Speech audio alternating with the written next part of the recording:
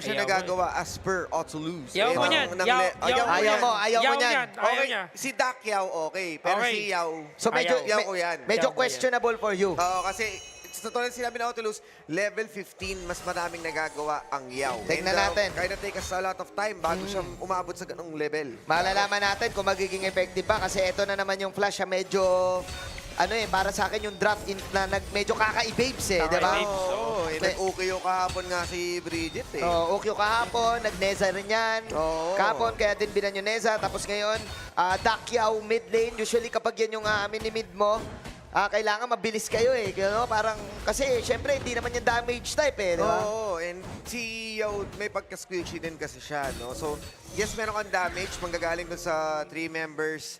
Pero once na mawala sila, no, yung itong si Bridget na may matitirang Dakyaw, Oo. like utility lang, as in walang chance na makapanakit. Yes. So, kaya I was thinking na yuhuan mid to para at least mas masakit. May damage. Di ba si Astral? Oo. Si Astral nag-yuhuan mid. Oh. So mas may damage siya, may staves ka. Mas tuloy-tuloy sana, no? Compared sa Dakyaw mid, tapos nasa support yung yuhuan. Oo nga so medyo babagal sila ngayon no? Oo. Kasi syempre okay din naman ang Dakyaw Long in the bottom side. Pero syempre, sabi ng Flash, kalma lang kayo Kalma lang. May May idea kami. Masyado naman kayong judger. Ang idea nito is to get the win and to survive. Laruin lang. Tignan natin kung anong plano nila dito. So far, so good. Para dito sa Team Flash PH. Ang ganda ng rotation na ginagawa nila. Speaking of rotation, mukhang may attempt sa baba ng ating mapa. Hindi ito may Morphle demo, medyo malayo. Oo, Kaya naman kalma lang. kakabado lang. Wala. Ayan ang tunay, yan ang tunay. na nagpatupasing fit, tumasok sa loob. Ginamit ang Dr. Soul. Para huli nito si Yato. Yun lang. Inangat, sabay binagsak. And that's going to be the first blood binigay para sa kanya. Pero di pa tapos kasi Cristo nandito na ginamit ang Iron Rifle. Cristo was able to get one. That's 1 for 1. Pero yung first blood ay nasa kamay pa rin ng Flash PH. Di ba? Meron naman pala. May palag naman pala. Tsaka mabilis yung Yaw. Nakababa ka agad. Medyo sabi ng Flash, teka lang, gagalaw na kami. Oo, dahil nagamit ka agad yung Whirlpool, Whirlpool. mabilis din naman yung naging responde nila. But the thing is, si Flint yung nawala doon. So, pero ba setback para sa isang Ogran, pero what Barcode did, hindi naman sila nag-overextend to deny resources. May laban na naman yata sa baba. Ay, pinagpapachilan ng bagya dito. Flaming Pan para kay Consi. burn Pero flash tamang yun, ah. flash out na Ay, ang ginawa grabe ni ka. Pierce dito. Kaya lang di po sila tapos sa mga nabuhay pa. Dahil ulti na si BBB.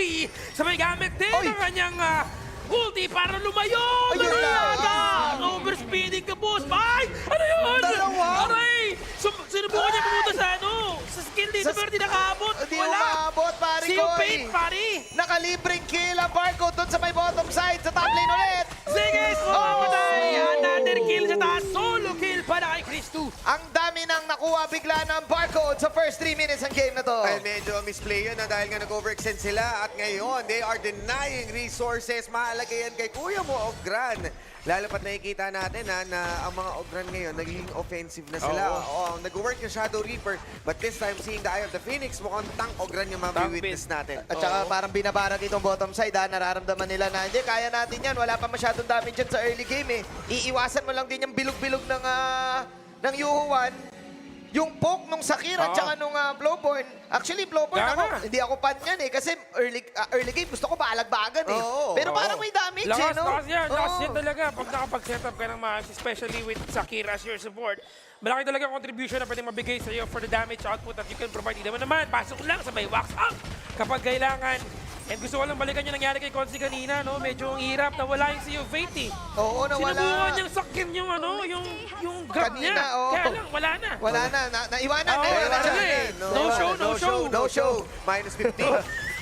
Minus 50 pesos. Minus 50 ka doon. Talagang next ride mo, 50 yun. Oo, dali ka talaga. Pero sa ngayon, maganda to para sa Barcode. Dahil again, si Valdus always Luna, pwede lang siya mag-farm, pwede lang niya i-deny si Flint, at hindi niya kailangan lumabas para mag-participate basta-basta sa mga pangyayari ngayon. Okay, nilagyan ng ng patipi dito Op. Binabasalan ng tubig at biniwisigan ng isda.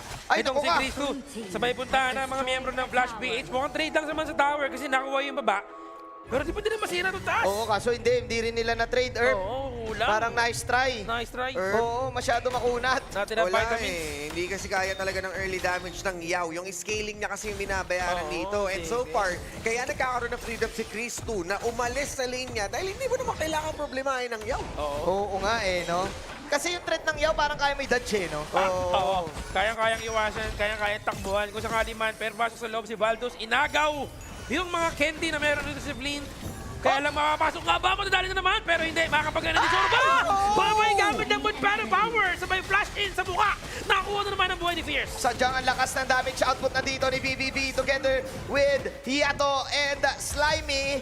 Tuloy-tuloy ang pagkarangkada dito ng Barcode. Unfortunately, na-predict ka agad ni Slime yung paggamit ng ending Sorrow. Oo. Ginamitan ng flash ng Malbury para ma-knock up and PVV with the kill.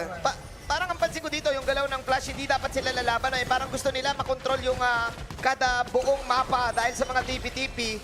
Pero since bitin pa yung damage nila, hindi rin sila makapag-trade eh. No? Hirap. Kaya hindi talaga gaano gumagana yung Dakio mid kasi nawawalan sila ng pressure. Yung Ayun na importance naman. sa mid lane natin. Naku po, nasa Imprint mga kaibigan. -1 nga ba? Hindi, nakagamit pa siya ng kanyang ulti. BBB. Sabay, may Oy! conductor soul. Pero pasok sa loob si Valdos. Valdos -1. Nakuha buhay ni Fierce. Tumipad ng Dragon. Pero si Flint, susubukan depensahan niya ang second tower in the mid lane. Kaya pang depensahan, I think hindi nakakayanin dahil kahit si Bridges ay wala pang damage. Gandang flank coming in from Baldus. Kapag Luna, kayo yung mga gusto mo. Tatlo nasa harap mo. Tapos dash in ka. BBB leading the damage. Barcode game in control, pare. Sila ang nagdidikta ngayon ng galaw ng laro at hindi maka-hit back ang Flash PH. So far, so good. Dahil they are riding the momentum. They're taking everything. Kung makikita mo ngayon, sa gold natin.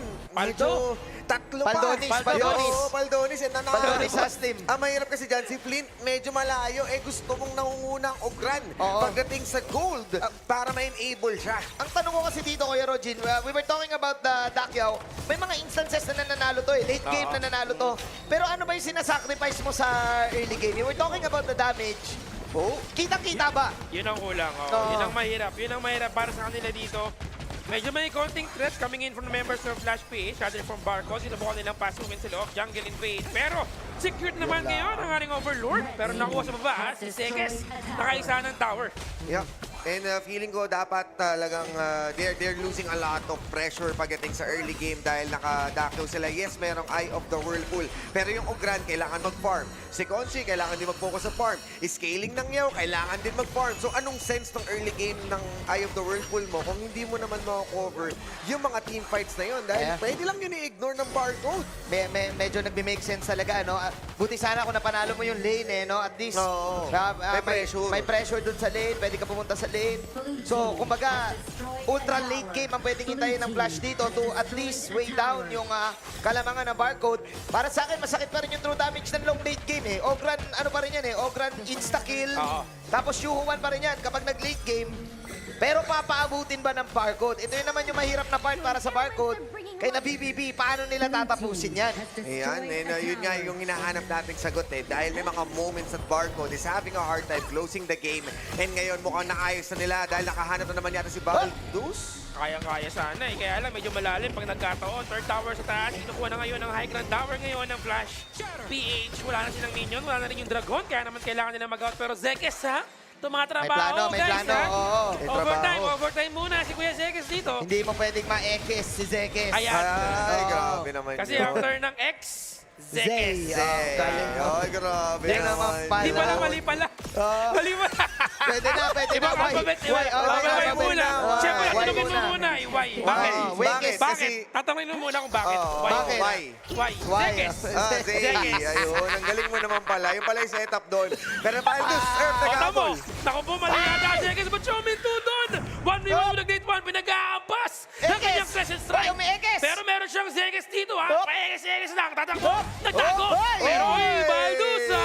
Second and bacon. Training. Yun Uy, lang. nahuli. Kinalmot ng buwan. Yun laang. Masakit yun. Lalo na pag kinalmot ka ng buwan. Akala ko pusa lang ang nakakalbot, pati pala ang buwan. Siyempre, Crescent eh. Crescent. Makati yan. Makati. Makati. Akala ko makakawala na si Zekis dun. Second and bacon eh. Kaso, Wala Hindi eh. kaya. Pero Jin. Medyo hirap talaga sila ngayon dito and they're just buying time. The pressure is on. Nilalapag na ng Barcode ngayon at sila pa ang siyang makakauna pagdating dito sa ating Wala third talaga. tower. tower. So, hindi na nila kailangan isipin ngayon pag-i-split ni Zekes dahil nabawasan na kaagad. Oo. Yan, ano? Asa sabaw. Gusto, Asa na sabaw. gusto ko dito yung sinasabi ni Erpe na na-mention na rin natin parang may something bitin sa lineup ng Flash. Tapos, di sige, laruin mo na lang. Honest step ka na Oo. dito. Talagang base ka na lang muna. Magagawan eh. Oo. Subukan gawan ng paraan, kung kaya gawan ng paraan. Pero damage, so. Gold bala. Nine. Top 3 gold natin, puro barcode. Puro Exactly. Yun na si Zekes pa nga yung kasunod. Si Yato all the way overtaking. Kahit nga mismo si Konsi, mas may Konsi. farm pa. Oo. So, itong si Flint, yes, din sa tank Ogran, Ay, pero naku. up until now, wala ka pa rin blood rage. So, paano ka makaka-survive? Tono, Focusing lang sila dito. They're going to dictate the way with the Sinabay, oh. Overlord. Sabay-sabay. Oo, Sinabay. sabay-sabaw. Minarian. Dos Overlord Pares. Oh, Ayun, uy, grabe. no? Unli Rice, Unli Soft Drinks, Anti-Tyrant. Unli Tyrants, Unli Overlord. Kumbaga, wala na lahat. Nasa kanila na. Shadow Overload. Ayan. Dami, TNT. 7-1. Paano mananalo dito yung Flash Doll? Talagang Dito, another naman, no? Parang deja vu. Nag-aabot na naman sila dito. Taya-tayaan, kaya lang makakaabot yata mga kaibigan yung ating babandit na nakikita. Wala. Pero matadali na naman si Zekes. Oh my Killing love. spree na si Kuya Baldus. off-cam kill. Di natin nakita dahil sa sobrang brutal doon sa may bottom side. Kakayanin pa ba ng Flash kay Rojin? Alam mo, hindi ko talaga gusto ko sabihin na kaya nila, pero 10,000 realistically, balik. again, this 11 minutes knocking onto the Heaven's Door, pwede na Oy. nila ilagay ang katapusan ng Flash. At isa na, Ay! ang panghuli. Aray ko, flash in sa mukha, sabay sinuntok ni Ivo Mokonoche. Ginamit ang kanyang truth mantra, -2, hindi pa mamamatay. But Baldus will secure the life. Insta-kill, 82%, sabay insta-win. Ouch na naman! Ay,